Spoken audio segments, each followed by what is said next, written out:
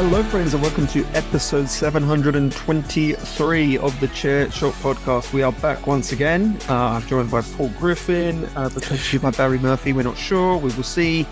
But we're both here to kick things off. And Paul, we're going to start off with AEW Full Gear, which was last night. 2025. Full Gear 2025. Imagine if we did 2024. That'd be weird, wouldn't it? should we do that instead? What was on last year's Full Gear? Let me think. Okay, it was a belter. Ooh, Full Gear 2024. Who would have been champion then? That was I don't remember. Was MJF still champion? No. It was Mox. Mox would have been champion. Death Riders. Was it Cassidy or? Yeah, was it a four-way? That was What a great feature this is. What happened a year ago? Just let me pull it up here. Moxie, or no, you're right. Moxie and Orange Cassidy was the main event. Yes, the AEW World Title. And then the four-way. Lashley defeated Swerve Strickland. God, that feels like an age ago. Actually, a very good card. Moxie Orange Cassidy, which wasn't as good as their All Out match from the year before.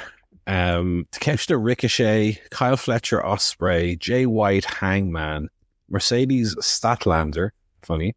Quite a good card.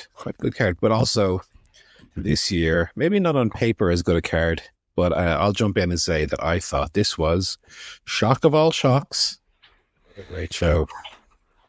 Yeah, overall very enjoyable show. We'll go through it. I think for me, with a lot of AEW pay-per-views, like technically it's very good. Like the matches are great action. Yes. Execution of matches is great. Sometimes I just think, I look at the card and I think, well, what on that show did I actually kind of, is going to resonate with me so that this time next year when we're doing this show. And you ask me, was I following Full Gear 2025? Like, will I, how much of this will I remember? But we'll get into it. Do you want to start with the pre-show? I assume you watched the tailgate. I watched every single pre-show. Fucking Mark. I gotta enter the numbers into the file. You see, so afterwards. So. Also, no. When you tell me Big Boom is going to be booming, oh God, I'm there. Let's get ahead of ourselves because we got the $200,000 four-way tag team match. I mean, that's a pre-show, and you're getting $200,000. I know, $200,000 for a pre-show prelim. Pretty good. TKO would be vomiting and bleeding out their eyes at the thought of a prelim match being paid a fifth of a million. $200,000. That's TNA's TV deal, I think. I will be honest here. I routinely hear complaints about Triller TV and the live experience. I almost never fetish with. I can probably count on one hand all the live pay-per-views I've watched since 2019. Yeah, and where there's been some sort of issue. Never. Maybe once I've had a problem. I could remember it was jumping a bit, but yeah. I remember at Double or Nothing, the Ospreay Hangman match. The stream just broke right before the finish. And then, like I say, maybe a handful of other times where I've been kind of fighting with it, but really, typically not the case. This stream was broken. Oh no! During, and luckily enough, only the first half of the pre-show. So pre-show is an hour long. First 30 minutes, it is constantly streamed down. And if you were to go out of it and go back in, it would work for another minute and a half. Then it's down again. And so you're constantly doing that to try and keep up. Which meant that I saw very little of this first match.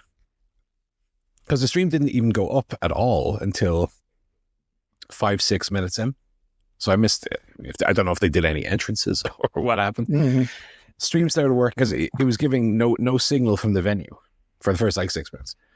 Stream comes up and they're all in the ring. The match is underway already.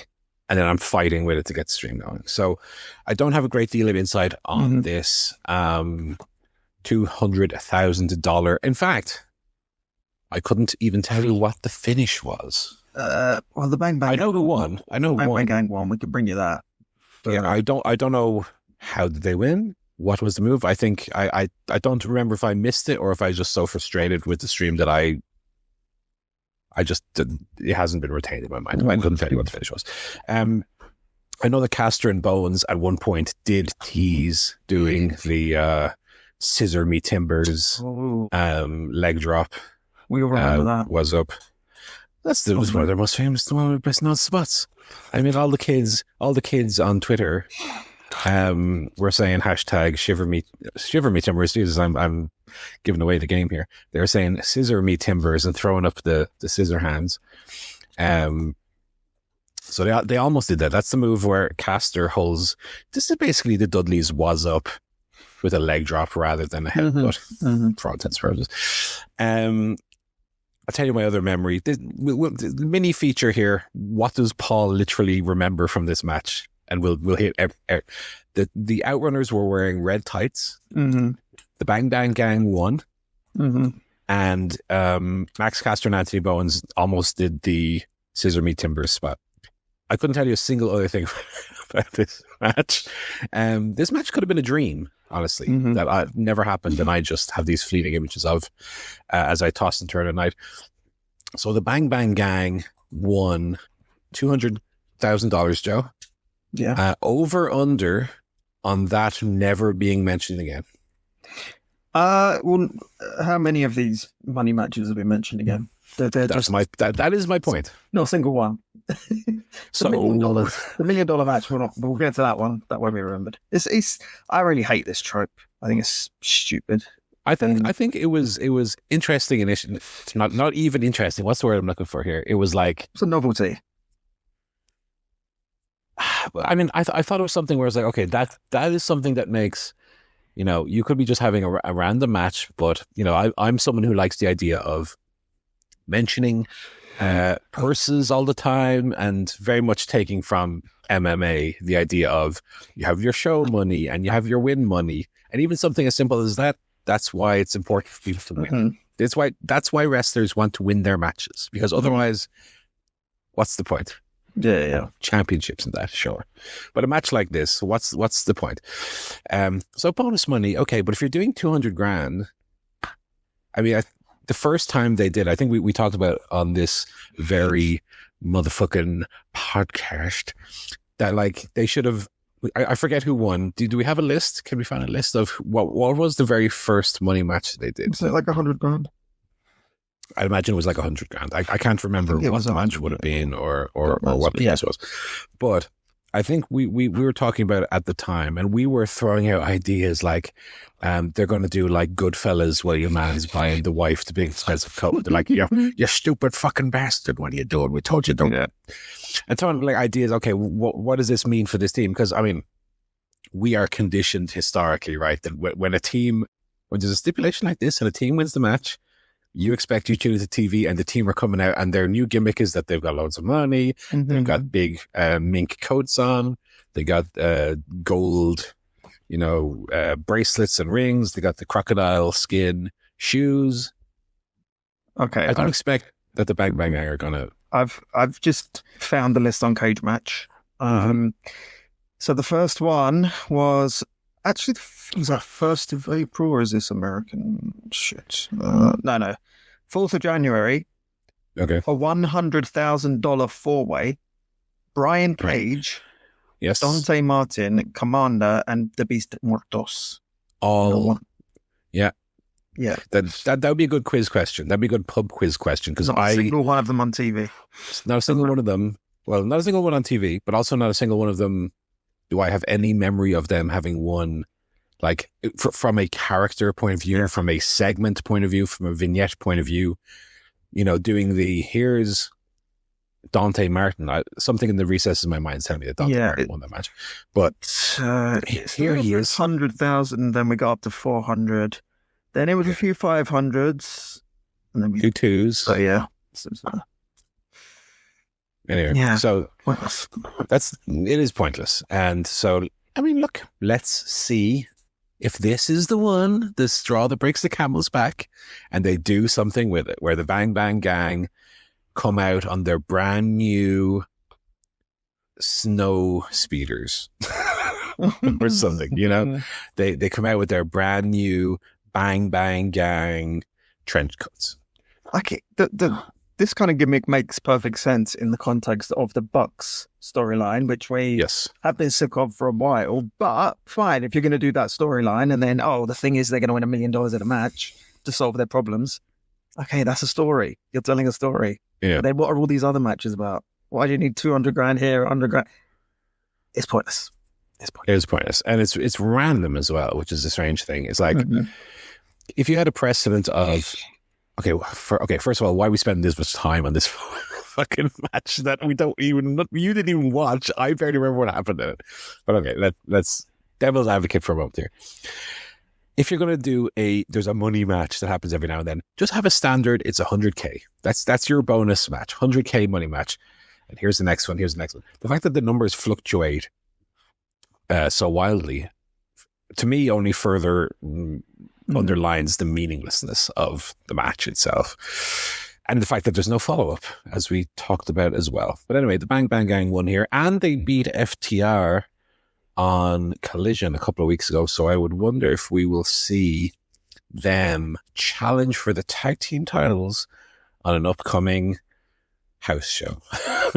On a Collision. Maybe this week or the week after, they will say, you're the champs, FTR, but if you cast your mind back, we beat you 2 weeks ago, beat you clean in the middle. So we've spoken to Tony Khan, and we're getting a tag team title match. Yeah, well, I think that's probably the longest review of that match that's going to be on the internet. So I hope everybody enjoyed that. Yes, twice as long as the match itself. But anyway, we got into it a little bit. Right, yeah. Boom and Doom with the Rizzler and his new cape. So I already remember more from this match than I did from the first one. Rizzler came out with his cape. Actually, even before the Rizzler came out with his cape, we had Tom Outwell, the Big Show, No BS, Paul White making his return. Walked down to the ring. He was on commentary. I will say not necessarily the most comfortable walk I've ever seen. So I don't know what that means for his in ring. I mean, I don't expect we will see Paul White have any more matches. No. Unless Tony feels like we can give him a Sting-esque final match. It's Paul White versus the Young Bucks. It could be Eddie Kingston. And so Boom and Doom, Big Boom AJ and QT Marshall. Big Boom AJ, who loves wrestling, but not enough to get like a wrestler's tan, apparently, did defeat Rocky Romero and Trent Beretta, as you might expect, in a 12-minute epic. 12 minutes for Big Boom AJ and QT here. QT Marshall, who's looking great, by the way. He's kind of AEW's Gunther in terms of getting real lean and just like completely looking like a different person.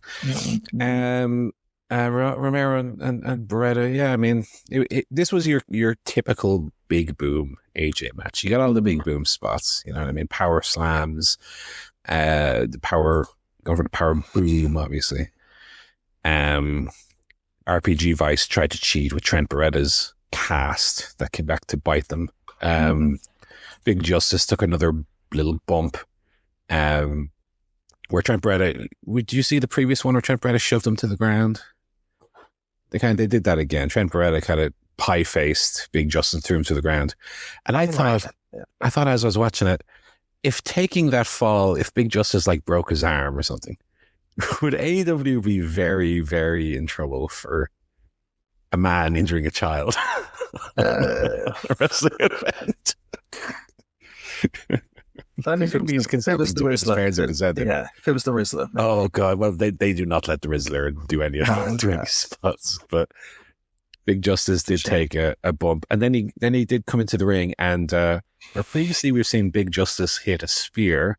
Mm-hmm. Here he hit the a kind of Stone Cold Stunner RKO hybrid, which was very funny, and I popped, of course, for Big Justice hit moves. So Boom and Doom got the win there, and then in a match that I described here as the match that I have not cared about the most in the history of wrestling, we had the Workhorsemen against Hook and Eddie Kingston.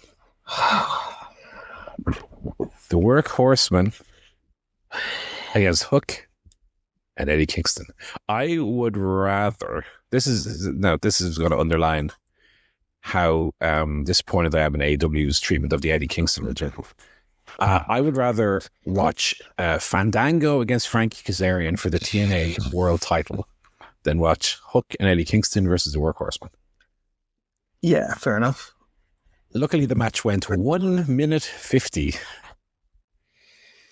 Ah, dear. I don't know if Mizawa would be rolling in his grave at this Eddie Kingston treatment, or Kobashi looking. Not looking down, obviously. Kabashi's still with us, but you know, Kabashi looking down from his ladder. He's doing some trimming, doing the gutters, cleaning the gutters. Okay, Eddie, what are you doing? What are you doing to my legacy? Yeah, I mean, nothing. Might as well have not done it. Might as well. Well, it was the point just to get Hook out there ahead of the main event. I know, but which I know is whatever. Annoying, but yeah.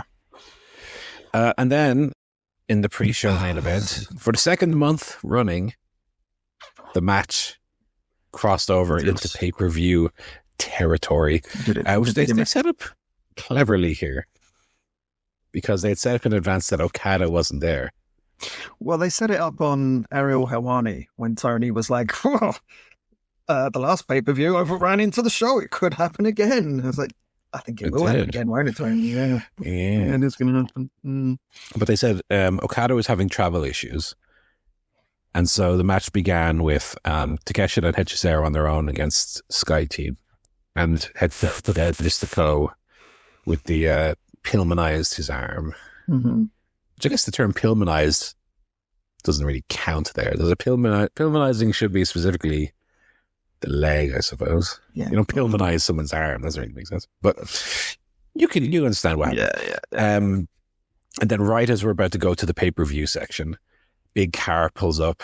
Okada just in his gear already. So he just drives around in his gear. I can imagine on a plane in his gear. Knee pads and all. And so the gimmick was, if you want to see Okada, you gotta pay the money for it. You gotta stump up the money. Mm-hmm. Now, the match did cross over into the pay-per-view proper. Maybe it wasn't the absolute banger I was anticipating, but was a good, fun opener of sorts. They were a little heavy on the Okada and Takeshita hitting each other. You know what I mean? They're not exactly still doing it super subtly, which is fine. They obviously are not fans of each other, but no, I like that, but they're not doing the cliche. They're not doing the can they get along. They're just doing the no, they don't. These guys do not get along. They do not get along, but let's have a look. But by virtue of doing that, you lose then the power of when they finally snap. Do you know what I mean? There's no tension, yeah. This is probably one of my first frustrations of the night, because it's like you've got Kazuchika Okada, all time one of the greats, and still one of the best in the world. You've got the IWGP World Heavyweight Champion Konosuke Takeshita. You've got certainly the biggest draw in Mexico, maybe one of the biggest draw in the world. Mystico. Ticket selling, Mystico. And they're on a 6-man on the pre-show. And I kind of think, why is this match here?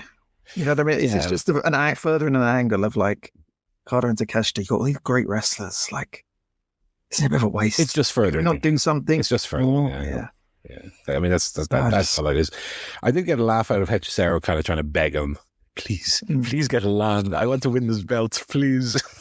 And they were not having it. And then it did lead later on, I guess we can mention it now, did lead later on to an interview where they said, well, Okada, you're going to presumably defend your Continental Championship in the C2 upcoming. And then Takeshita looked down at his IWGP title and said, I'm going to be in the C2 as well. Oh, and everyone got very excited. And Kyle Fletcher came in off the back of losing his TNT title. He said, I'm going to be in the C2 as well. 3 absolute killers in the C2 already. That's a good start. I mean, we don't have it on the news, but we can also talk about the fact that the C2 starts in 3 days from now, Joe, and we still don't have an idea who's going to be in it. Tony Khan's excuse for which is, well, literally every show we do, people might get killed. So I we can't say who's going to be in it. I don't know if that's kayfabe, because he made a comment after the pay-per-view that Kyle O'Reilly was maybe going to be in it, but now he probably won't be cleared after being like attacked by the Death Riders after the match. So I don't know what he's doing with that, but either way, this plays into the complaints we had last year and the year before about the C2 is legitimately something we look forward to all year. So why not play into that anticipation by drip feeding out, here's your people who are going to be in it. You could even announce some substitutes. You could say in the event, now this won't be needed, but in the event, first stand by, we have these guys. It's mad that, like, when it came up on Dynamite, next week the C2 begins. Okay, who's in it? Oh, we don't know. Find out. I know. I mean, again, we had the idea last year of an FA Cup style draw, where you have Ricky Steamboat and Dean Malenko pulling balls out of a drum and going, number 3, Konosuke Takeshita's in the Gold League, and you have your pen and your paper, you're writing down, Gold League Takeshita. Oh my God, that means he might fight this guy. Instead, it's like, it starts on Wednesday. See ya. Figure it out. See you there. We'll put graphic up on Tuesday. In fact, they probably won't. They'll announce 2 matches for Dynamite, but they won't actually give the whole, That's interesting. Do you think we will actually get the full list? We just get matches, and we'll know the matches, but not know other people who are in. That's a problem that we would even be discussing that, to be honest. But God, it just feels like such a miss. I know that I know 99% of people would not give a shit about an FA Cup draw for the C2, but it just seems like something that the effort level is 0 when you could do something to distinguish it from everything else. You know, how do you make this C2? How do you make this tournament special and unique and different? And these are, again, just ideas that, I've never seen that wrestling before. That's an interesting. And again, we talked about Tony Khan works in the football world, I mean, could he not pull a little bit of inspiration? Or like the NFL draft, that's a huge event. That's like a live, they fucking live 12-hour event, the NFL draft. They come out on stage, fireworks and stuff. It looks like, Is there a balance between doing that and doing nothing, where the production cost for doing a little thing like that would be worth the effort? They do AEW every week. I mean, you can build a little set, have some legends, and just go, do something. Anyway, so El Sky Team did win after more Okada Takeshita, bumbling oafery, and the Hechicero gave up after Mystico caught him in the submission. Neon, first time seeing him, very good, very good. I'd like to see more of these guys. Although they did come out, Joe, accompanied to the ring by Alex Abrahantes. So they were 40% less cool than they would have been if they had just come out on their own. Yeah. And then, Joe, I guess that's where you join us. We are now on the pay-per-view proper. Pay-per-view proper. And the I had opener... tuned in by that point. I also got confused by the dual YouTube pre-show actual tailgate show on Twitter. I was watching the YouTube one thinking, when are they going to get to the matches? And then I saw the matches are coming up on like Twitter. Like, it's so tailgate brawl. Yeah. Switched over. Yeah. Yes. First match proper, Pac, Darby Allin. I thought this was good, but for me, maybe a little bit sort of slow almost, or a little bit kind of deliberate. Really? Yeah, very hard hitting. Darby hits a lot of punishment. And then I think, what was the finish?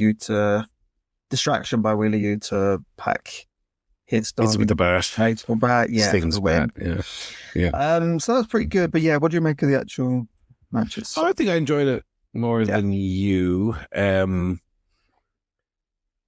I was kind of going into it. This is one of the 3 matches I was really looking forward to. I think Pac had a really great. I don't think we'll spend too much time on the TV this week, but Pac had a really great promo in the week talking about the match. So I was very, very hyped for it.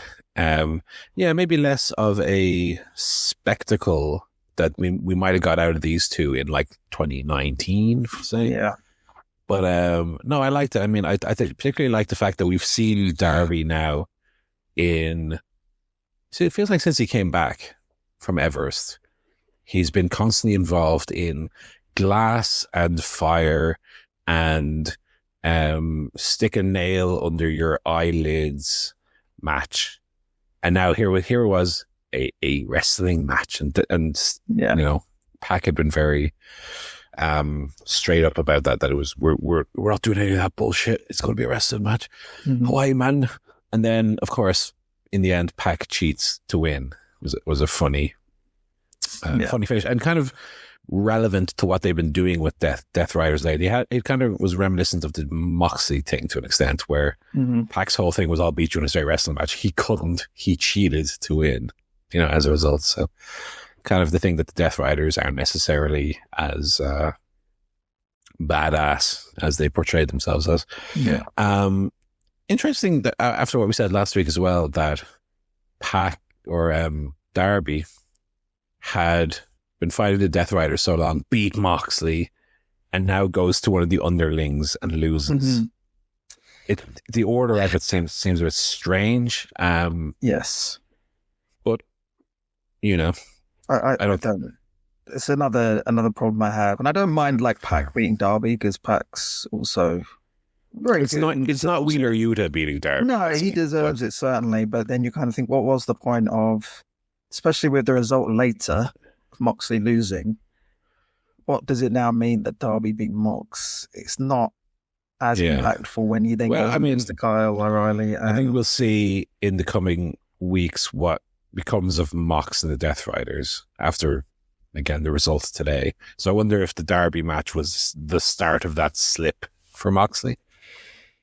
Yeah, it was, but then what does that mean for Darby? But what does that mean? What does that benefit Darby? He's just sort of flipping around again, I don't know.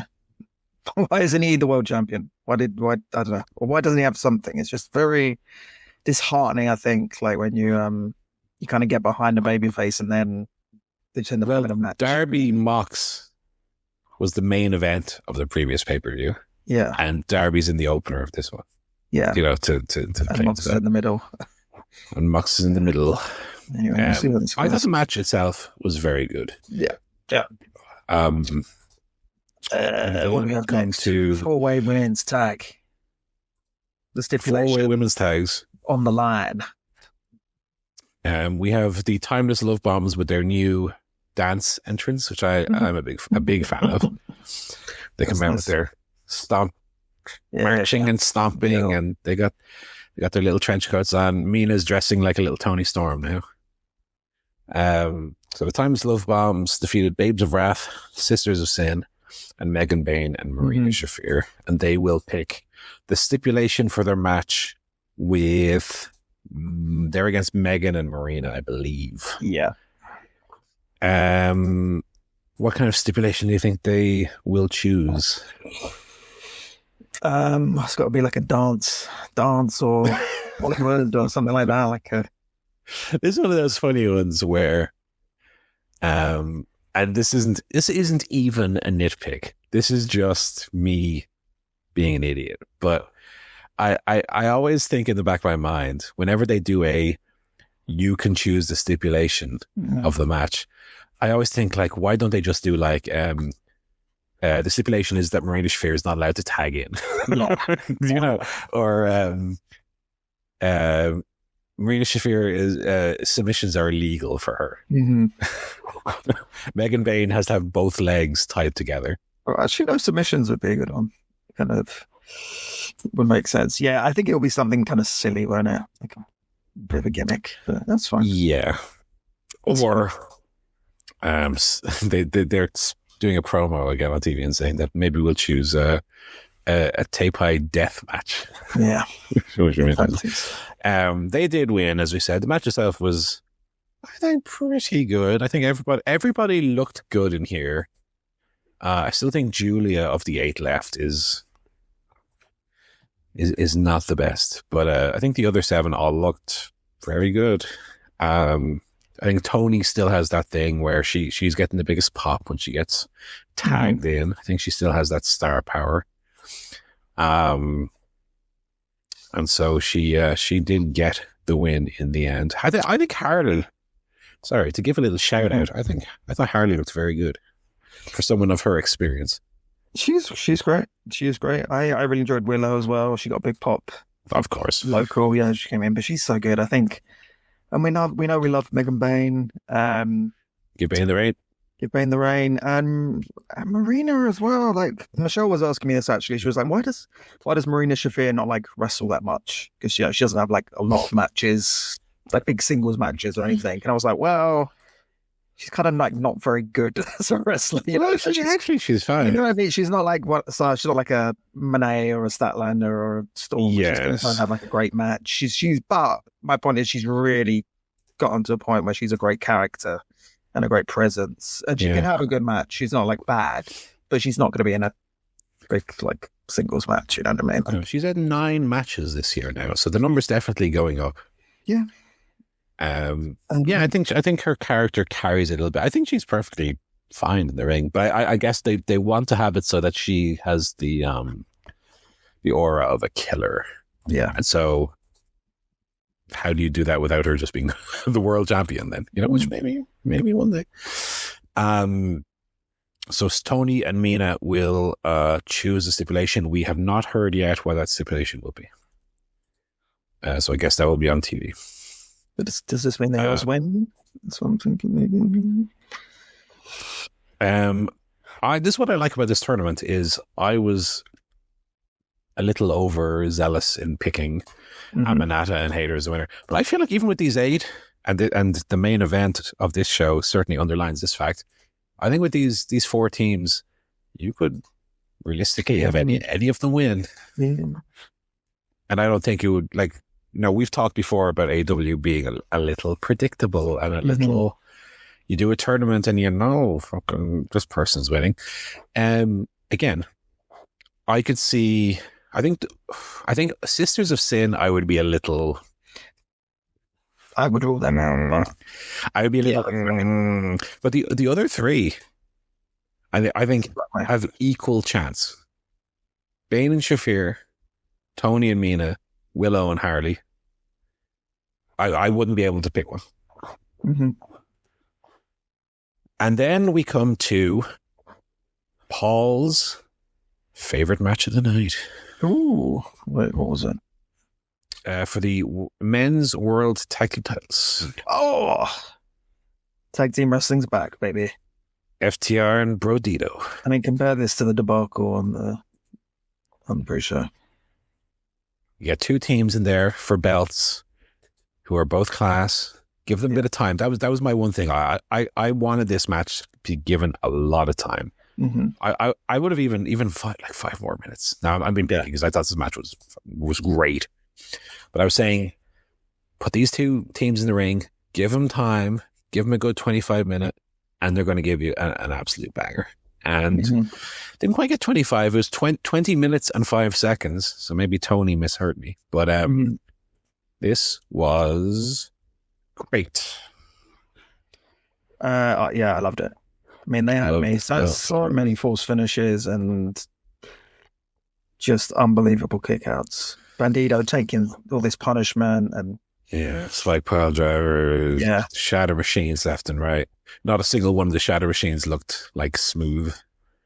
Which some might have I don't mind. No. It felt chaotic in a good way. Like it felt. Yeah. Brody King getting pile driven on the apron.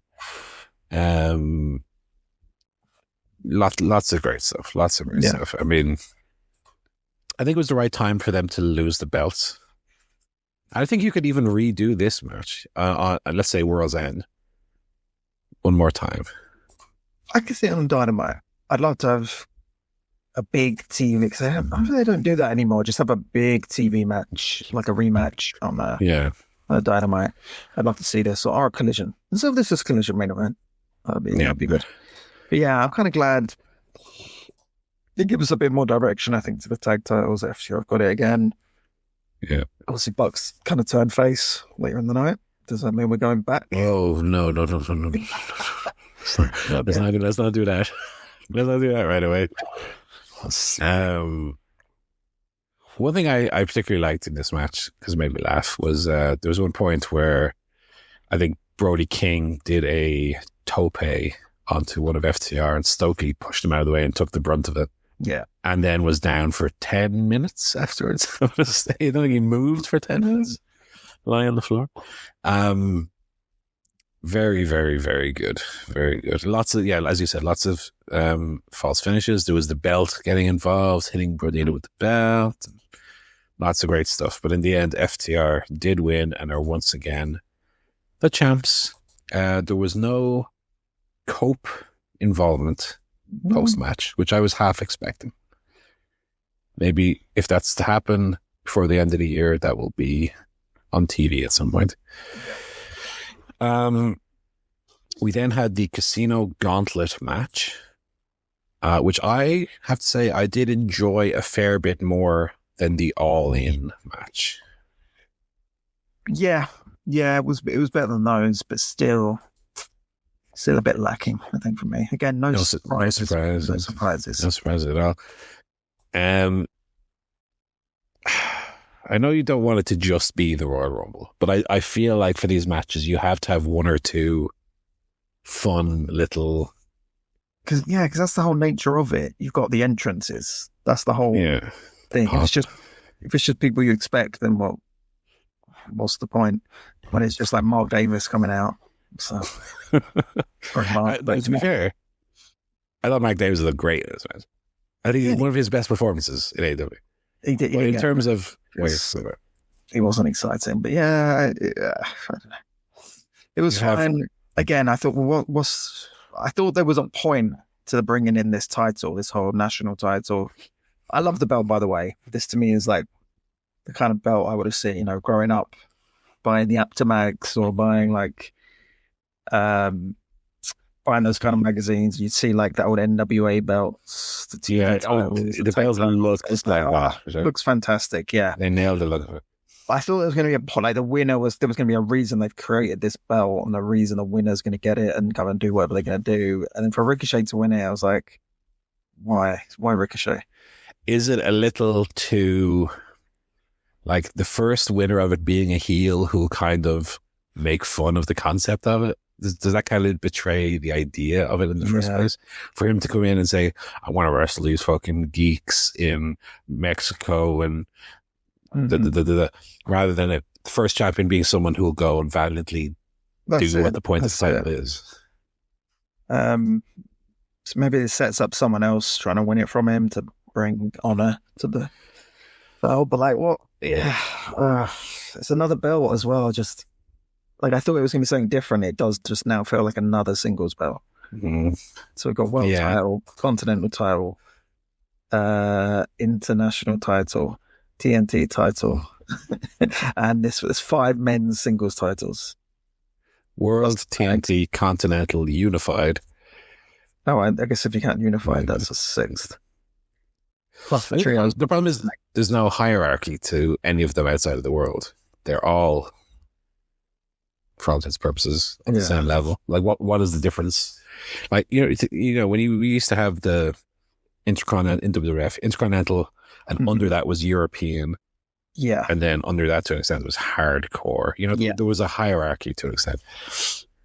It doesn't feel like that really exists in AEW at the moment. But we will see. I did enjoy the match quite a bit. I thought it was very good. But I agree that it would have been nice to have had, let me just throw a name out there. Who would have been fun to come in? 5, 4, 3. It's Marco Stunt. Sting. It's the Big Show, Paul White. Like, this is a match he could do because he doesn't have to actually wrestle. He could just be there and while everyone else is wrestling. I'm not saying they should have done that, but you know what I mean? Like, you could have, like, I don't know. It feels like everyone should want to be in this match because they're going to win the national title. And then you get like Matt Menard, and it's like, he ain't even fucking wrestle. Who is he? I predicted he was going to come out immediately before he did when Garcia had someone in the sharpshooter. I would like as well them to do a spot eventually where the match ends during someone's entrance. That'd be good, yeah. Someone's literally coming. Excalibur said that at the end. Oh, we don't know who was going to come out. Like, they say it every time. We did this joke before, but like, Shawn Michaels is in the back. The Rock. MJF, Shawn Michaels on standby. God. Oh, God, that'd be funny if they tweeted out a picture of MJF that he was going to return and then the match ended and he's like, well, I have to go do another movie now. See you later. That'd be funny. Yeah. No Holds Barred. Next up, Kyle O'Reilly versus Jon Moxley. No Holds Barred match. Very violent affair. Quite intense. I was going to say to you that this is the kind of when you talk about war games matches and so on. Yeah. That was this for No Holds Barred. Because, I mean, on commentary they were talking about, well, No Holds Barred used to mean like no moves were disallowed. It wasn't necessarily no DQ. Stick a fork up your opponent's hole. It was, put on an eye gouge or a closed fist. Yeah. And this match was mostly that, but then it did become a bit hardcore towards the end. Fletcher was not involved. O'Reilly taps out Moxley again. Taps him out again on pape, clean as a whistle. Moxley's tapping. Where does this lead? What is the follow-up of this? Well, you think that this has got to end the Death Riders? Or maybe Moxley kind of makes... Yeah, his original mission for the Death Riders was to like bring the best out of the AEW roster. So maybe his logic is, well, now that I've been beaten twice by Kyle O'Reilly, that kind of like proves, I've done what I started out to do. To an extent, yeah. And he's like, my work here is done. And then he disappears. I don't know, but I don't care about the Death Riders anymore, to be honest. Once you remove Moxley from it, Pac, Claudio, Daniel Garcia, Wheeler, I don't really care. What are they going to carry on doing, like a tribute act kind of thing? Like, I have no appetite to see that. I think it's time that Mox gets usurped, and I wonder if that's the jolt in the arm that the group needs. Mm-hmm. I think I mentioned last week the idea of Marina being the leader of the Death Riders, but I wonder if Claudio is ultimately where they might go. Yeah. You just don't care either way. I just look around and I think, do I want to see like Claudio doing the same thing that they've been doing for a year, but without Mox there? Like what? The interesting direction for me would be Marina becoming like the kind of Marina becoming the de facto femme fatale Iron Lady who's like bosses around all these men and kind of has them in like chains and doing her bidding, that kind of thing. Yeah, it's like in a dungeon. Kind of bondage situation. I see how you fucking bitch whipping them.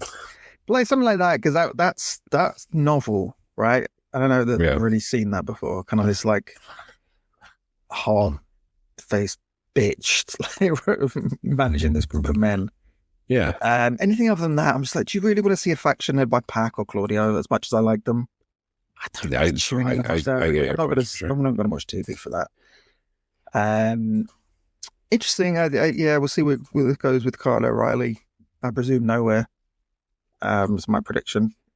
Yeah, you think this is one that's more about the Mox story than about... Yeah, it's almost like, it's not really about O'Reilly. It seems if he's injured now, then it won't directly lead to anything. It would be good. Kyle O'Reilly would be good for like some of these singles belts. I think he looks very good in these matches. Maybe for like Ricochet or maybe someone else. Yeah. This match was the first of many double juicy blood all over the place. Show. It was a juicy show. I think it was too juicy. Yeah. In terms of everyone was bleeding. Yeah. Every time I looked up, someone else was bleeding. We had 3 matches with both wrestlers bleeding. Triple double juice. Triple double juice in the last 5 matches. 3 of them at double juice. Little much. Also, they had this was a no holds barred match. We talked about that for the most part. It wasn't a classic hardcore match. It did have elements of that towards the end, and then straight into Briscoe Fletcher, which was also that. Just hardcore match. Could they have divvied them up or had like O'Reilly Mox been like a submission match maybe or something else? Yeah, it's a bit strange going back to back on this with a cage match to come as well. Yeah. Not ideal. Grant, both matches were very good, to be fair. They were. Briscoe Fletcher's good. I just felt a little bit like, have we not seen this kind of several times now? I know we've had quite a few. Like, literally have seen like Briscoe Fletcher several times, and yes, 6 times. And even like Briscoe MJF was kind of similar vibes to this. I just feel like it's losing the impact. The same style of match or the same kind of thing over and over.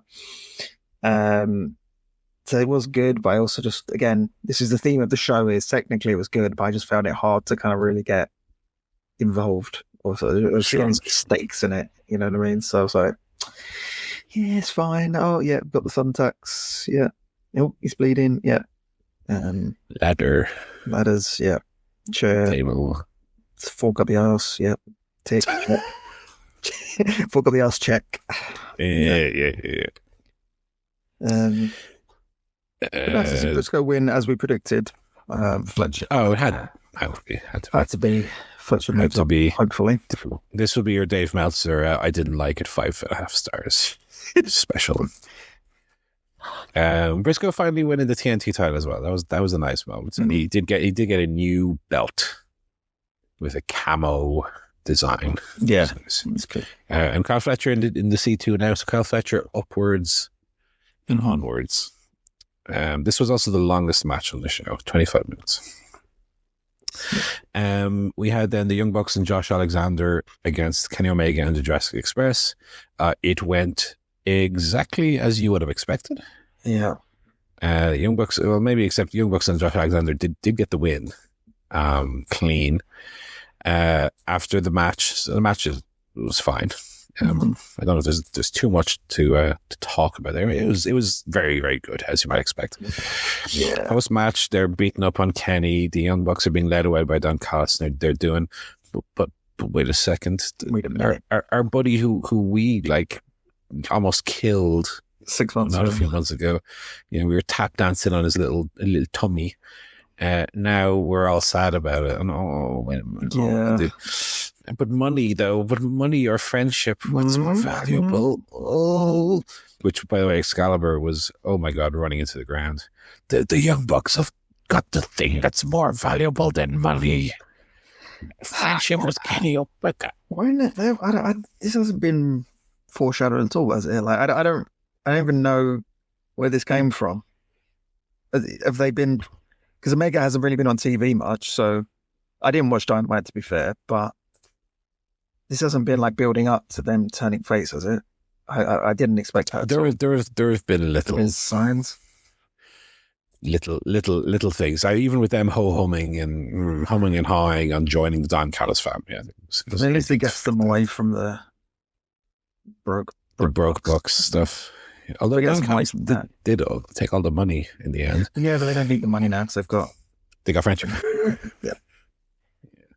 I think it was probably the right time for Young Bucks to turn heel. I mean, we've been a little sick of their cloying, wink, wink, nudge, nudge. Oh, we're just a bunch of overacting heels. Do I necessarily see them in the Elite again? No, but whatever. Statlander, Mercedes Moné. Again, very good. Very good.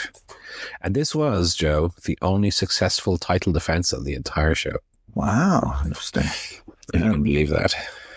Yeah, another solid match, but again, probably, I'd say predictable, but we did predict it. I didn't think Moné was going to win here. I think we predicted because it's the best avenue to take. Yeah, I think it's the most interesting from the Mercedes point of view. She got all these belts. They were all out on display again. And once again, she cannot win the big one. Cannot win the big one. And Statlander has now beaten the two most unconquerable stars in the division, Toni Storm twice and Mercedes. So, big push for her. I think this is kind of a babyface thing, right? Like not being able to win the big one and then finally doing it. So does this... Yeah. Well, maybe that's the direction Mercedes will eventually go. People do like her a lot. Maybe she does face. Yeah, okay. I mean, she faces new women's champion and leader of the Gimp Dungeon, Marina Shafir. Yeah. That would be good. And then our main event was probably one of the weaker matches on the show. I mean, match-wise, probably. Match-wise, very again, a bit slow, a bit quiet. Sure. There's a lot of heat. Also the most surprising match of the night. It was a surprise. So where did we get to that? So there was one point when Adam Page took his boot off. Yes, to hit as he did on TV as well. And then he put his boot back on, which I just found very funny for some reason. Like there might have been a thumbtack still in there somewhere. I better pop that back on. Yeah, just in case. Don't need a thumbtack in the foot. Yeah. Before the match, let me surprise you. Well, I had predicted during the match.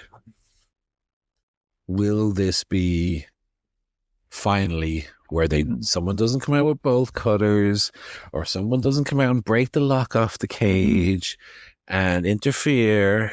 Because we had that in both Blood and Guts matches. We've had that in the previous cage match, and it just seems like a well that AEW just loves to go back to.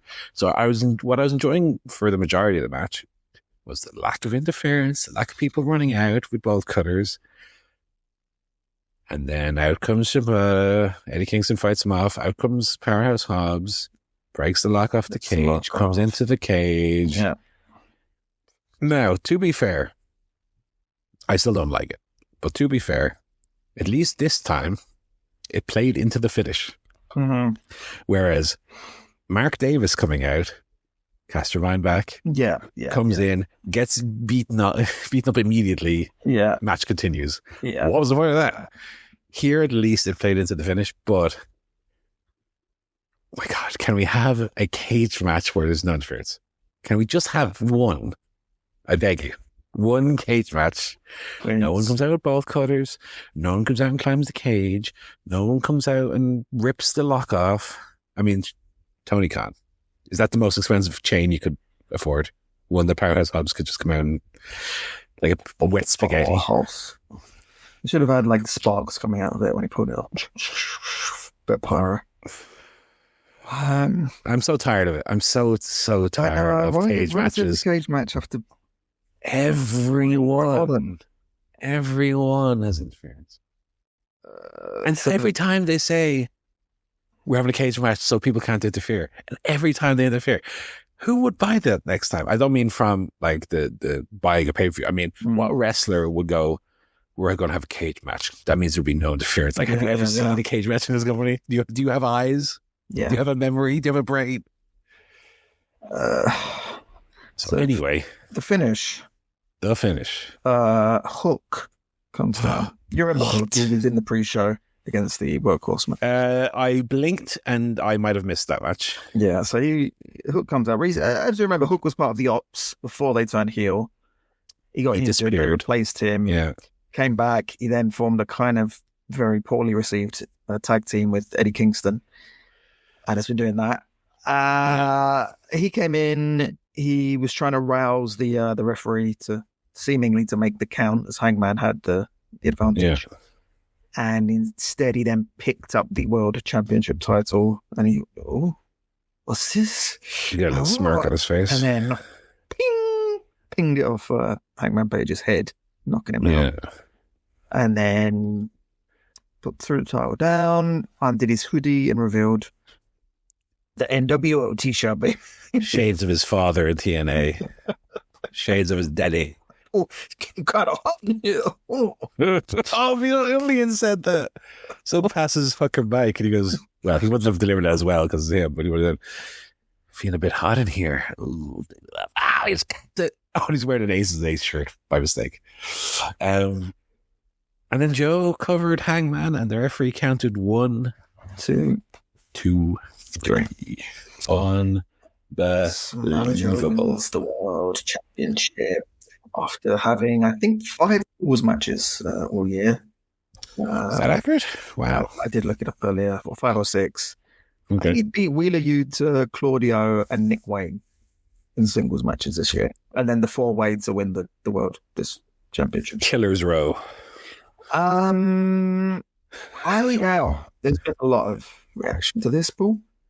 Yes. I think 2 things. Firstly, people wanted Hangman Page to be the, forever champion, at least like hold it for a long, long time at the long reign. Sure. And then the other question is Samoa Joe being the person to beat him. So I don't have a problem with Hangman losing because I think his story was completed when he won the belt.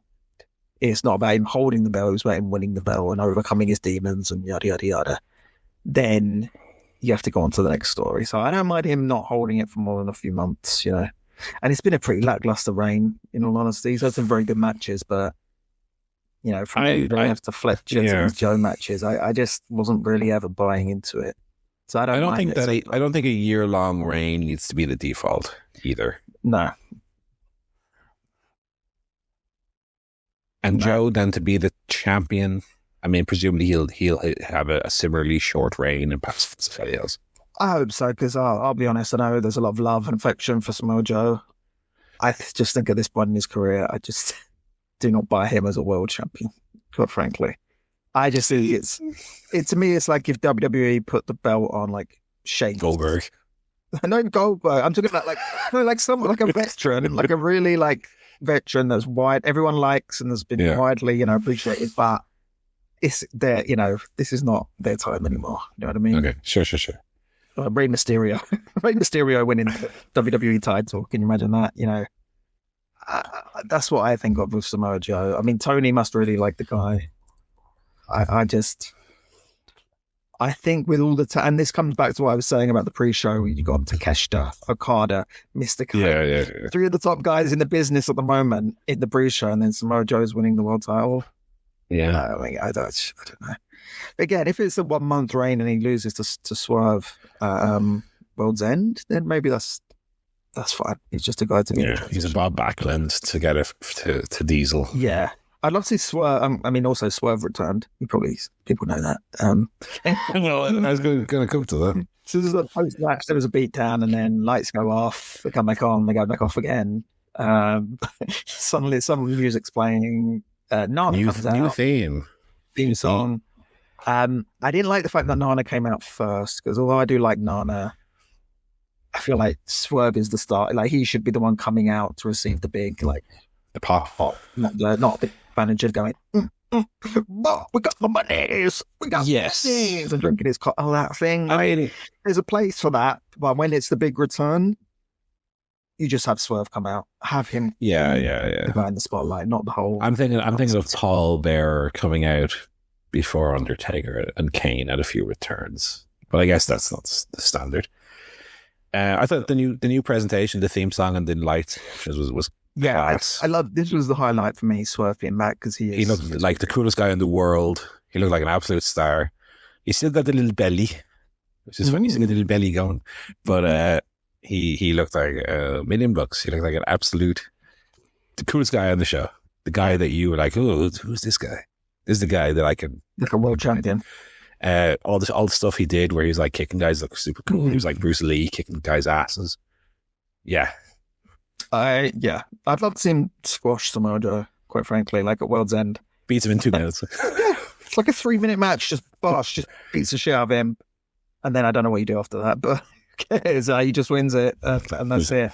And then we have 2026 is all about Swerve Strickland. That's what it should be about. I mean, and give him some decent challengers. This guy has it. Decent fucking challengers. Well, do I want to see Swerve Strickland Kyle Fletcher in a pay-per-view main event? I would. I would sign up for that. I would absolutely see that. That was Full Gear. Yeah, pretty good show, but I don't know. It leaves me feeling a bit flat about the sort of general direction of AEW. Like, I want to see. They've got so many big, talented names, and we just don't get the most of them. Is my feeling most of the time. Yeah. Anyway, news. Do you want to do Fantasy League first, coming off the back of that? Do I want to do Fantasy this game, League? I tell you what, this gave me a lift after the fucking... Do I want to do the Fantasy League?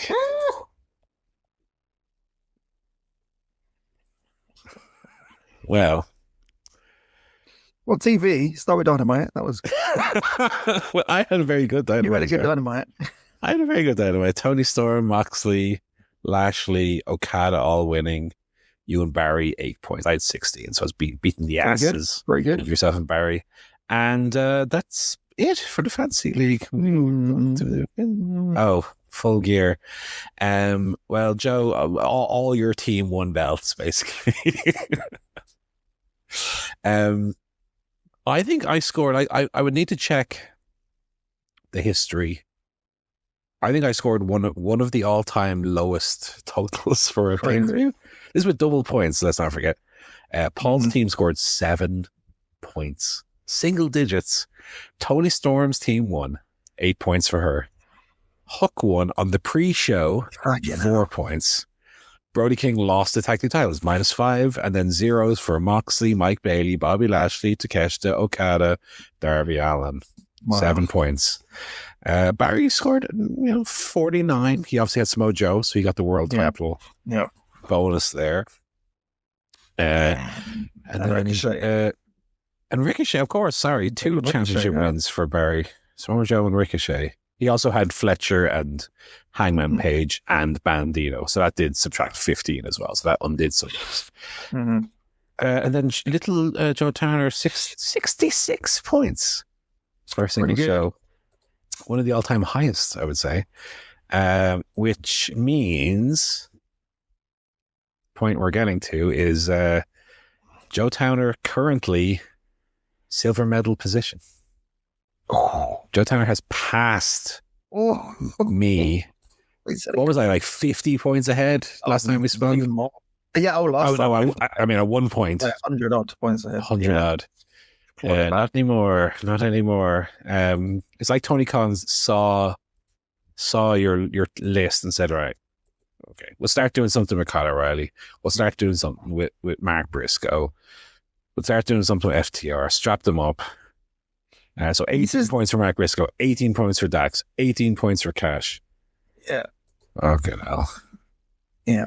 And I've still got 1 transfer left, so this is why I want to see these brackets. Joe still has a transfer left. So I'm just for listeners, the score currently is 9-16 to 9-20. So Joe is 4 points ahead of me now in the race for second place. Barry's on 1,100. Barry's 240 points ahead, so I think it's safe to say he will win. Barry likely will win. Barry has now the top 3 wrestlers of the year: Hangman, Fletcher, and now in second place, Samoa Joe, world champion. After all of our talk about can't pick Joe. Joe disappears every autumn. He goes to film his thing. He's not around half the time. Samoa Joe, more points than every wrestler in the company apart from Hangman. And he's only 11 points behind Hangman. So he might well pass Hangman over the coming weeks. Unbelievable. Unbelievable. So on the news front, yes, you watched the Helwani interview? I watched quite a bit of it, yeah. Tony Khan sitting there. You watched it live, did you? I watched it, yeah, sorry. It popped up and I'm like, right, I'll stick it up. I didn't watch it live because I was watching something else at the time. Was that on? Was it Friday night? Day was that? Was it Thursday or Friday night, maybe? I don't remember. I was watching something else. I might have been watching football or rugby or wrestling. I don't remember. There was something on that meant that I didn't watch it live. I don't remember what it was. I was a bit worried it was going to be another car crash, because I think many like people the first one. Him. But actually, I really enjoyed it. I thought he was, well, Tony Khan was sitting there like a little frightened frog in a shiny suit, in his very weirdly shiny suit. Going, well, Ariel, I think that's just the best question I've ever heard in my life. So thank you for asking me that question. You're a great interviewer, and look, I'm happy this is going so well this time. And yes, great question. Just want to say great question. And I do prefer butter to margarine. And thanks for asking. That was the vibe of the interview.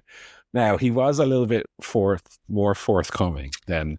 I think he was, yeah. I can't talk about that. I think he did answer pretty much the question. He didn't go into a lot of detail. He did kind of filibuster, but he did give some decent answers, actually. There are a few little nuggets of information. He was kind of honest about the CM Punk thing, to the extent that, his motivation for putting the video out, the backstage security video. It was like, because he mentioned like, Punk had a way, his interpretation of the event I felt was different, so I wanted to put it out there to show like this was what really happened, the fact. That was fine. The one bit that stuck out to me, because I felt very vindicated by this, because it was something I was moaning about 2 years ago, was it 3 years ago now? He mentioned buying Ring of Honor. And he talked about what he kind of did with Ring of Honor and what he's doing now with Ring of Honor. And he mentioned the fact that some people were not happy that Ring of Honor was featured so heavily on AEW TV. And so he purposely kind of shifted that and deprioritized Ring of Honor. And I said, Townie, vindicated, because I was moaning about that every fucking week, because it was like, you'd start Dynamite with like a Ring of Honor TV title match, and then the main event would be a Ring of Honor World. And I was like, I don't want to watch it. I want to watch it. So I didn't feel vindicated by that. Other than that, I'm trying to think of any other kind of... Well, there was two that I have noted down here. Adam Cole. Yeah. He got very sad. Sadly, the prognosis is not looking good that we will see Adam Cole back in ring. Mm-hmm. Which, look, I mean, we've had obviously also our... I guess criticisms of Adam Cole. Mm-hmm. Did main event the first Wembley show, let's not forget. So his achievements within AEW are not without merit, but did have the history where it was in the Forbidden Door match with Jay White and those, where he got the first bad concussion, was out for a very long time, came back, had then the ankle injury out for a very long time. And then again, leading into All In, where he's supposed to have the match with Kyle Fletcher, gets again, he's not feeling great, blah, blah, blah. So, I haven't really thought about that promo he did at All In really since, but it did bring that back into my mind. And, it is looking like, if that is going to be it, and that's for the better, I wonder if we'll eventually get some sort of confirmation of that with some sort of tribute or celebration of Adam Cole and his career. Now have MJF come out and ruin it. That's heat, bro. Get heat. Well, AEW does tributes very well. Yeah, look, I mean, it is what it is, ultimately. I mean, these lads land on their head for a living, and sometimes you land on your head too many times, and that's it. So, I mean, if you're what's the phrase? Your health is your wealth. Yeah. Hopefully, I'm sure it's not easy for him, but hopefully he can come to terms with the fact that if a long life and his health is fair trade for giving up play fighting in his underwear, then hopefully he can come to terms with that, and maybe, as Tony said, maybe he can find some other role eventually for Adam Cole. I believe he mentioned something that Adam Cole still can't fly yet, so I guess that would prevent him from being used on air so far, but maybe in the future, who knows. But not a good update, unfortunately. And then the other one was on the topic of Chris Jericho, and I do have a little mini feature to stick on the side of this, but with Jericho, he mentioned that they would love to have him back. He talked about the fact that he was gone was something to do with dates, which I don't know if I necessarily buy entirely into, but well, I wonder, is that I want a lot of money for a limited number of dates, or maybe Jericho has. Maybe Jericho wants more dates, and Tony's like, "Could you do 6?" He's like, "Oh, there's 12." Jericho has been pretty full time ever since the company started.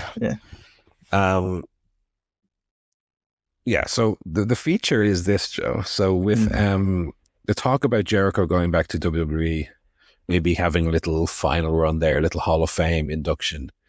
If there were, and this is not, from a bad faith argument or from a bad place, but if there were 5 wrestlers that you could trade from AEW to WWE, who do you think would be more suited over there? And if you could take 5 wrestlers from WWE, who would be 5 that we would maybe think would be more suited over on this side? So this is a draft. Sort of, I suppose. NFL draft. I mean, we can take Chris Jericho from AEW to WWE. I think we would probably both be on the same page on that making sense, right? Yes, because he can't wrestle that well anymore. But in WWE, that's not a problem. Right. I'm trying to think who else. Let me pull up the AEW roster, because I immediately forget who wrestles in AEW as soon as you ask this kind of question. Yeah. AEW personnel. Okay, well, Adam Copeland, I think he'd be a great fit in WWE. Okay, I don't just we pick the 5 guys who come up. Slot right in. Okay. Well, I've always thought the Guns, Austin and your other one, would fit in. I always thought they'd be a really good fit in WWE. They're very charismatic, very kind of like big characters. Yes. I think those 2 would certainly be good options. I think, who else we got? Big Bill, maybe. And I know, I don't want to harp on guys who were in WWE before. I'm trying to think of kind of like WWE type guys.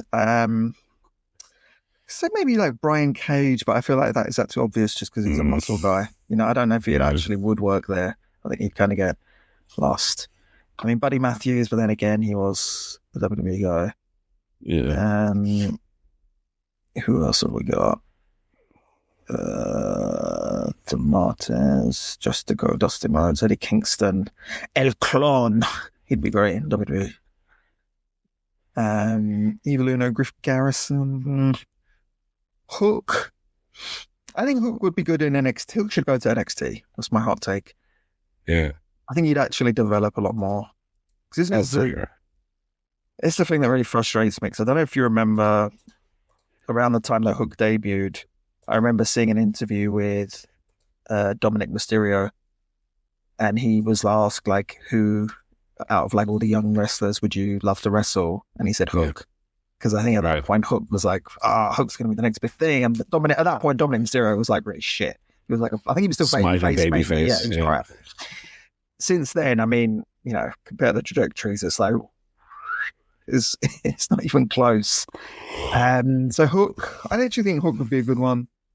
Other than that, MJF. I suppose MJF's a natural one.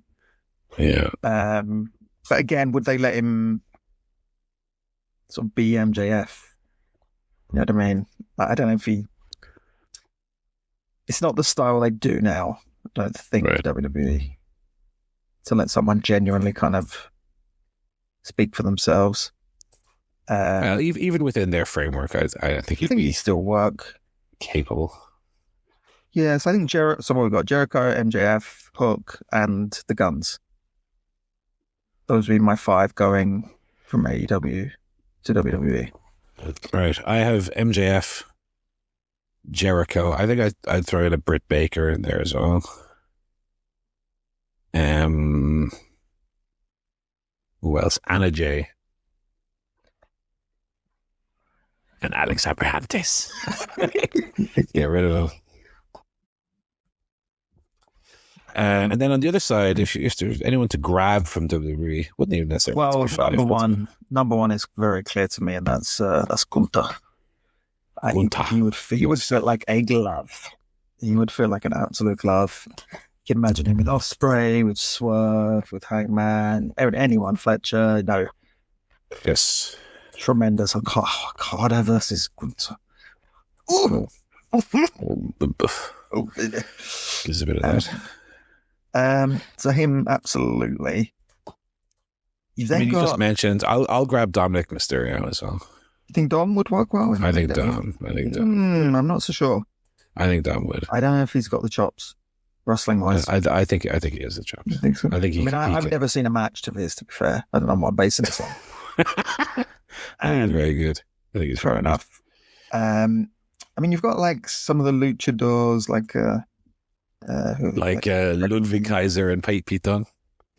Pete Dunne is a good one, actually. I think he'd be like a good, solid kind of trios or tag kind of wrestler. Pete Dunne could have some really good matches. You've got guys like AJ Styles or your man there, Finn Balor, but they're on. Yeah. They're kind of natural in the sense that they were Japanese indie wrestler types. Yes. They're past it now, but they otherwise would be good fits. Who else we got? Sammy. Tyler Bates. Who gives a fuck about Tyler Bates? I'll throw in Sami Zayn. I'd grab a Sami Zayn off that roster. I think he'd fit it. And then on the women's side, I mean, I could see Rhea Ripley, Becky Lynch, Asuka, Io Sky. I think any of them. Half the women's roster. Bigger fit. I think to an extent, I think Becky suits WWE more. Do you reckon? Yeah, and I don't mean that like as a criticism. I just think she's suited better to that kind of style, promo and wrestling. Rhea maybe also is a little bit of that. Io Sky for sure. Asuka I would grab as well. McIntyre. Yes, I would love to have Drew, but I think he's more suited to WWE as well. Mm-hmm. Bring Jade back. How about that? Oh, good. Get Jade back. Give Jade the rain. Okay, that's the end of that mini segment. Right, we do have a wee quiz. Cool, then. There's another beta test, so it's not fully fleshed out yet. Mm-hmm. It is reverse tenable. I haven't come up with a funny name for it yet. Oh, what's tenable in reverse? Well, we'll try and figure it out. What's that? ELBANET. Elbanet. Elbanet. We're playing Elbanet. Essentially, it is, with tenable, I'll give you a topic, and you will try to give me the 10 top answers. What's going to happen here, Joe, is I'm going to give you the 10 top answers, and you have to tell me what the category is. Okay. Okay. Okay. And I suppose I only have 3 rounds. That's why I've had this for a few weeks in beta test. It's not fully fleshed out. Yeah, it sounds good. I suppose if we were to do this with Barry, it would be 6 rounds, and you would buzz in or whatever, or there'd be some kind of scoring associated. But let's just see how early can you get it, right? I will go from 10 up to 1. Yeah. And see if you can name me what is the category. 1 point, I will share you the list after I've read it out if you want to look at it as well.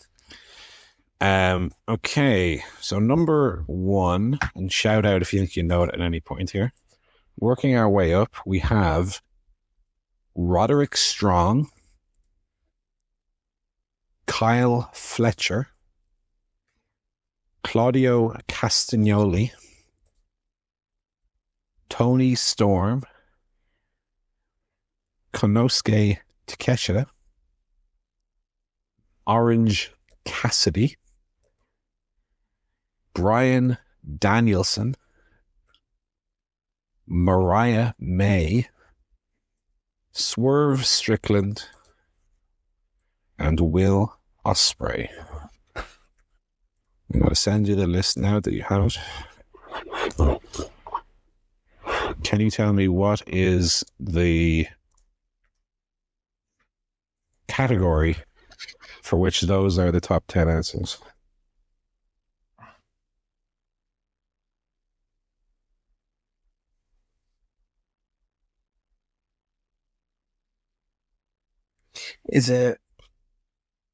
Was it number of matches in AEW last year? Most matches? It isn't, but it is related to last year specifically.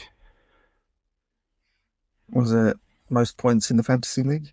He's got it. It's the top 10 points scorers in the CSP Fantasy League for 2024. Obviously a very different list this year. Yeah. Roderick Strong would not be anywhere near the top 10. Swerve Strickland, I think Swerve Strickland currently is in 25th place or something. He's way outside. Mariah May obviously not there either. Brian Danielson not there either. Okay, very good. That's 1 for Joe. 1 point out of 3. Next list, Joe. We have Dax Harwood, Orange Cassidy, Kenny Omega, Chris Jericho, Konosuke Takeshita, Kyle Fletcher, Katsuyori Shibata, Powerhouse Hobbs, Claudio Castagnoli, and Brian Danielson.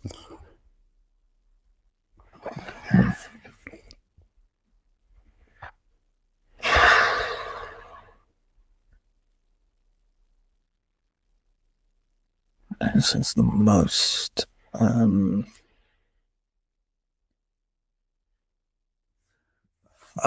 really do not know. Again, if you want to have a guess, and I can try and direct you in the right direction a little bit here. Powerhouse Hobbs, Shibata, Howard, Cassidy,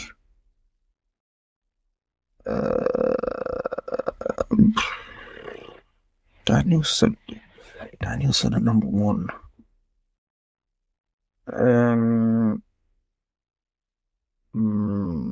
Most matches won by submission in AEW. It is not anything to do with submissions or winning matches, although it is to do with matches.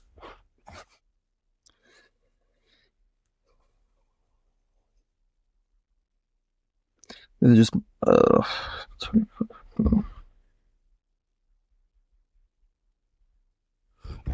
is it? Nah, MJF would be on there. I really don't know.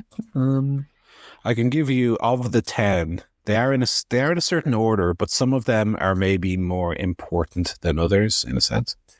So if I said to you, the ones to focus on here might be Kenny Omega, Chris Jericho, Takeshita, Fletcher, Danielson. If you take that subset, those 5, is there anything that maybe would jump out? These are all like multiple 5-star matches or something. You're moving in the right direction. It's not necessarily the score the match got, but why might these matches be 5-star matches? Omega, Jericho, Takeshita, Fletcher, Danielson.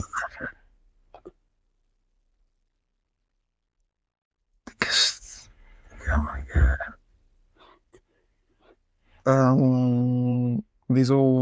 They're all the same opponent? Yes. Who would that opponent be? Okada? It's not Okada. Ospreay? These are Will Ospreay's first 10 AEW singles match opponents. Ah, okay. So obviously, Orange Cassidy, I think, was at Forbidden Door, was Ospreay's first AEW pay-per-view. Right. When it was still in New Japan. Kenny Omega at Forbidden Door. Jericho at All In. Takeshita Revolution, Fletcher at Dynamite after Revolution, and then Dynasty at Dynasty. So all matches that you might recall. So Will Ospreay's first 10 AEW, he did have tag matches as well, which I didn't include. There was 10 first singles match opponents. And then the final category, Joe, Roman Reigns, Charlotte Flair, Ronda Rousey, Brock Lesnar, Daniel Bryan, Edge, Brock Lesnar again, Cody Rhodes, Roman Reigns, and Cody Rhodes again. So this is... I've sent you the list there. WrestleMania... No, because they're not winners. WrestleMania main event losers? He's got it. He's got it. No hints required. They're the last 10 people to lose a WrestleMania main event. Yeah. And I do not count night 1. Nah, I don't want those. As a wrestling event. Come on. He got his main event. Did he though? Man, did he? Did he main event that year? Well, champion. That's a mid-card belt, let's be honest. Did he though? Did he? Mid-card belt. That was a little taster. Very good. Maybe we can do something with that someday. Did you have any note? I didn't watch Dynamite of the Dynamite Collision thing. Do you have any notes? The note I have is that 3 hours is a lot. Yeah. 3 hours is a lot. And this was one of those shows where it felt like a lot. Let me just quickly jump over and see if there's anything I want to particularly make mention of. Bobby Lashley beat Ricochet in like 2 seconds, which I guess we should have thought might have played into Ricochet then winning at the pay-per-view. We had Shelby would beat Mike Bailey. They botched the finish to that a little bit, unfortunately. Timeless Love Bombs won their match. Pac's promo, which I mentioned, was very good.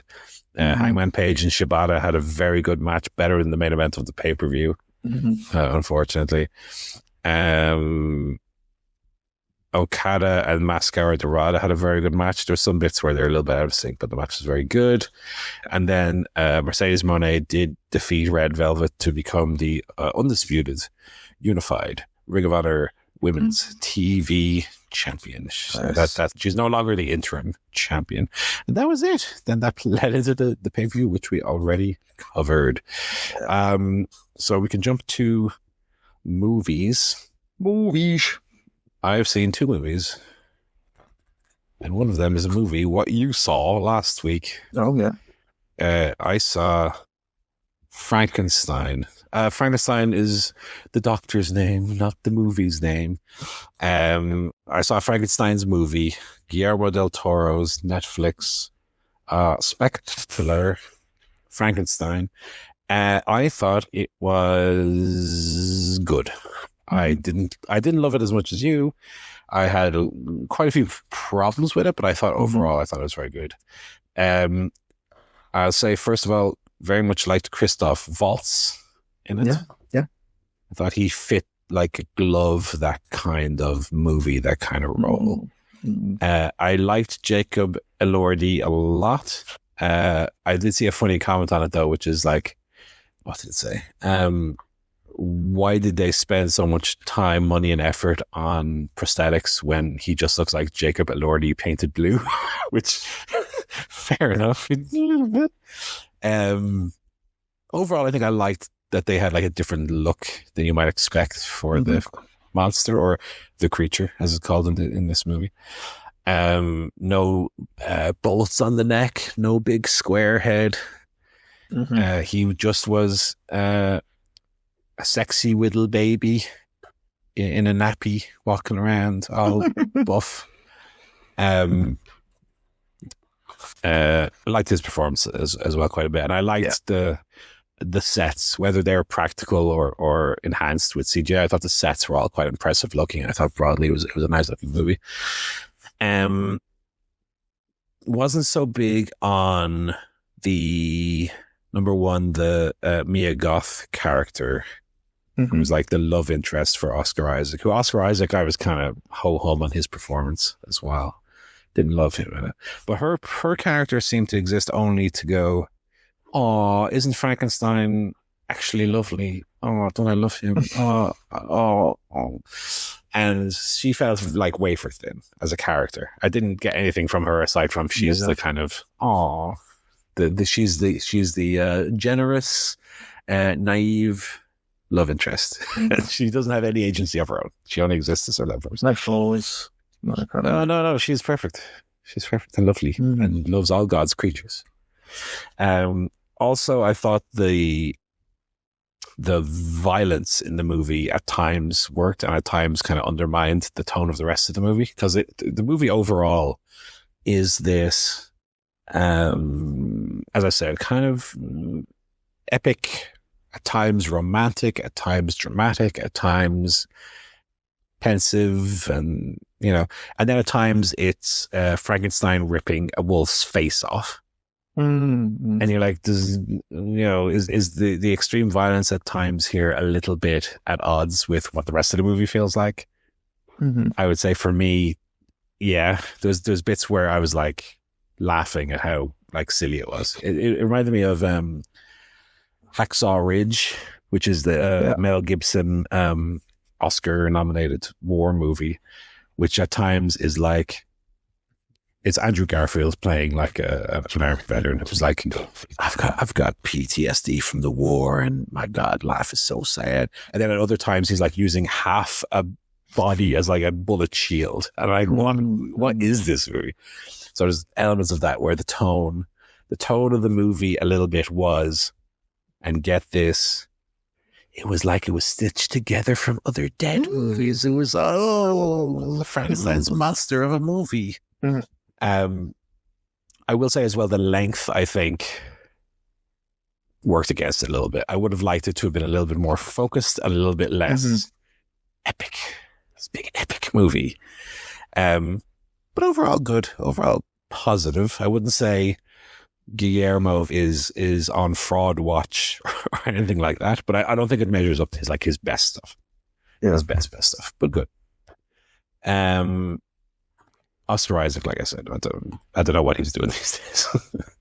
I think if they just cast, if they're going to go for British, just cast British. I think Oscar Isaac was a bit up and down for me. And then I saw a movie, I'm a Cyborg, but That's Okay, which is a Korean movie by Park Chan-wook, director of Old Boy, and one of my all-time favorites, The Handmaiden, which is, I think, one of the best movies ever made. So this is like a quirky sort of romance sci-fi type of deal, set entirely within a mental hospital. And so while it is simultaneously very sympathetic to these characters, it also does that kind of cardinal sin of portraying mental illness as like a quirk. This guy thinks he's this. Weird. Yeah. This girl thinks she's a cyborg. And so it does kind of, again, but it's that kind of movie. It's not a movie that's really based in any kind of reality, nor is it a movie that's meant to be taken seriously in any way. So if you're watching this movie and clutching your pearls like, my God, they've portrayed a person with schizophrenia as this hero with superpower. It's like, okay, the movie is not trying to portray a realistic, viewpoint of mental illness. But as I said, I do love a lot of Korean movies. We're big Parasite fans here. I think Bong Joon-ho has done a lot of great stuff. I think Park Chan-wook has done a lot of great stuff. There's other Korean directors who have made very good movies as well. I just spoke about Burning last week. The Good, the Bad, and the Weird is another Korean movie I would recommend to people. This one I didn't love as much. It's so relentlessly quirky that it kind of doesn't have enough serious going on for you to feel engaged with the story. So an hour, like the movie's only an hour 45, but an hour in, I felt like I had basically seen everything the film had to offer at that point. It's just a series of sketches, I guess. It's not like an anthology or it's not cut up, but it just feels like a series of things happening in this hospital that don't have anything really to do with each other. The plot doesn't really go anywhere. It's very much a film where you're just spending time with the characters. And so after you've had an hour of them being wacky and the girl thinks she's a cyborg and she doesn't eat in the canteen, she like holds a battery between her fingers, like licks her fingers and holds a battery she thinks she's recharging herself. And then there's another girl who thinks that she can fly, and there's another girl who thinks she's an orderly and gives tours to people, but she's actually just a crazy person. After you had an hour of that with no progression of any kind, like nothing has happened, you're thinking, okay, I just have to sit here for another 45 minutes while nothing happens, and these characters just continue to have very minor, not even adventures, minor things sort of happen. Like that first half hour, I was really into it. You know, a movie was a little bit like, it's not actually like it, but I had the same viewing experience, was The Lobster, the Yorgos Lanthimos movie, The Lobster, where I was really into the first like half hour of that movie where they're setting up the plot. And then when I realized that was all the film had going for it, I'm left sitting there for another hour just waiting for it to end. Do you know? Yeah. I did not love The Lobster, by the way. Very much like a lot of his other movies. Loved Begonia. Loved Poor Things. Yeah, The Lobster. That's the one that doesn't do it for me. Yeah, I think The Lobster, the first 15 minutes, I think are great. But then once you're out of that, the good part of the film's over and you just have to sit and endure it. That's the same experience I had with I'm a Cyborg, but that's okay.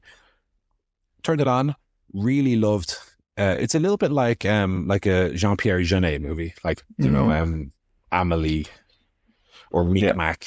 It has the same kind of vibe as for example Amélie, but Amélie has the thrust of this girl wants to make people happy, and she goes on an adventure where she finds the thing in the floorboard. She needs to bring that to the and so there's a thread throughout the movie. This movie feels very like Amélie without the central storyline. Yeah, it's just characters being weird for an hour 45 and nothing happens. So while I was into it initially, when I realized that nothing was going to happen, I did really check out, and it just ran out of steam for me. So I would fall somewhere in the middle of it. I think I went 3 stars, a generous 3 stars.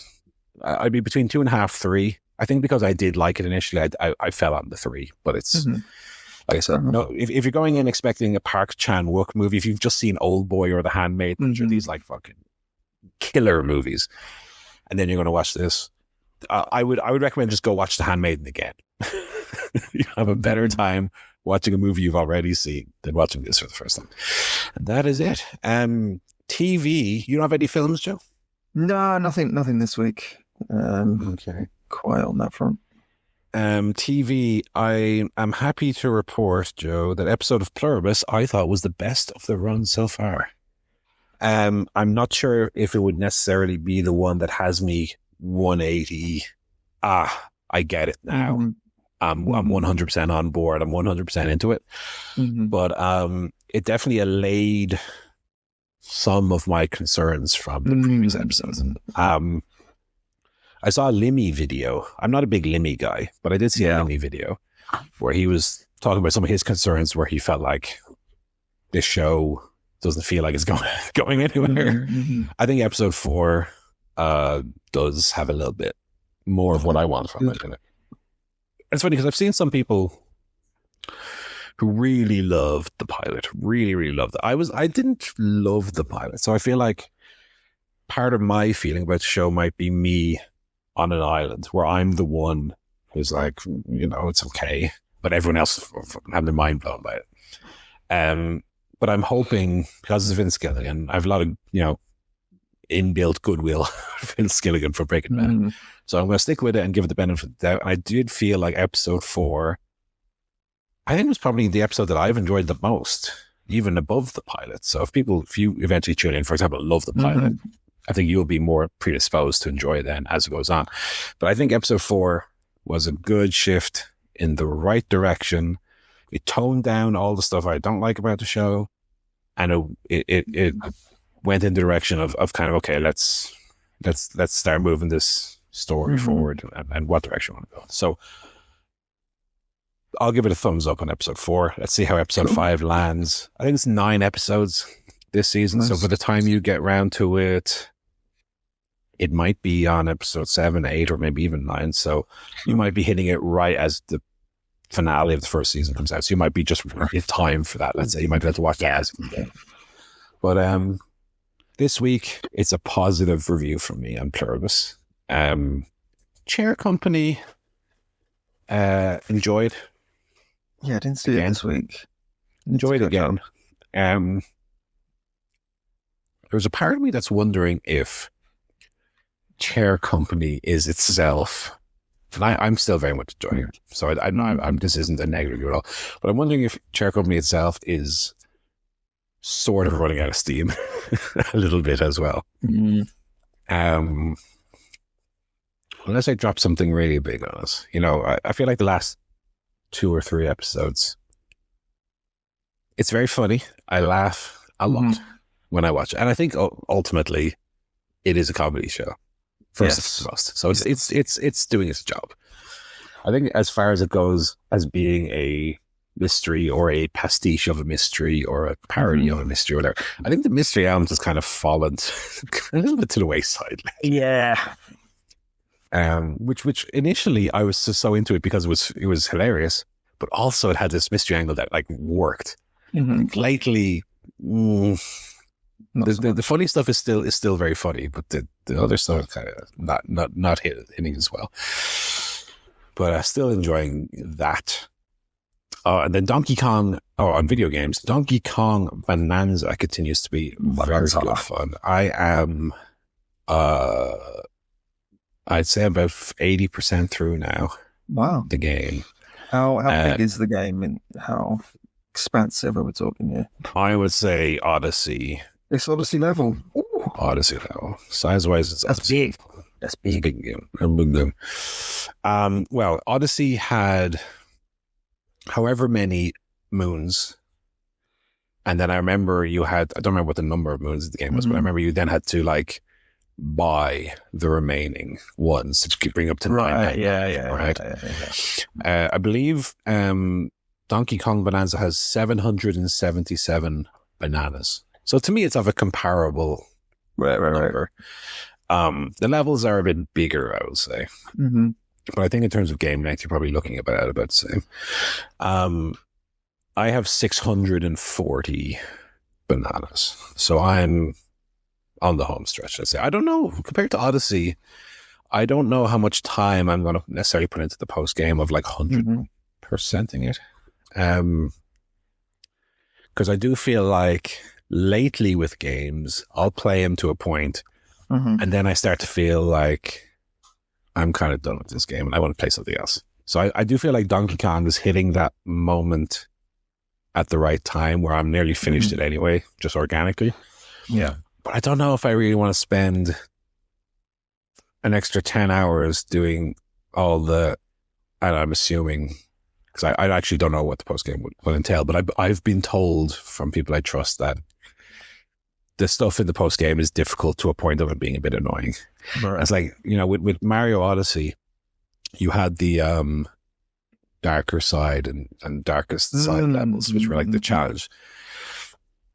If I was going into Mario Odyssey in advance, knowing at the end of this game there's a very difficult level, would I even like bother? I don't know.